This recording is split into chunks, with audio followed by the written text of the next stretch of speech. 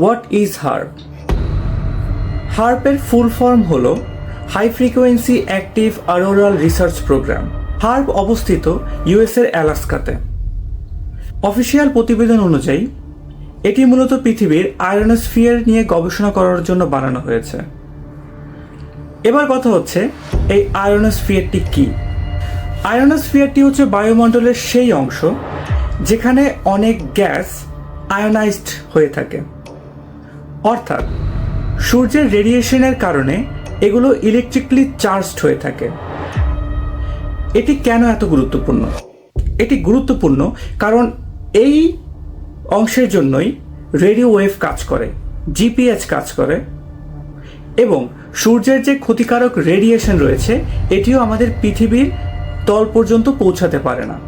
বলা যায় এটি আমাদের সূর্যের ক্ষতিকারক রেডিয়েশন থেকে শিল্ড করে। এবং এটি নিয়ে গবেষণা করার ফলে অনেক কনস্পিরেসি থিওরি উঠে এসেছে। সাধারণ রিপোর্ট অনুযায়ী বা পাবলিকলি বলা হয় এটি শুধু রিসার্চ করার জন্যই বানানো হয়েছে। তবে কনস্পিরেসি ওয়ার্ল্ড মনে করে এটি হচ্ছে পৃথিবীর সবচেয়ে ভয়ঙ্কর মেশিন।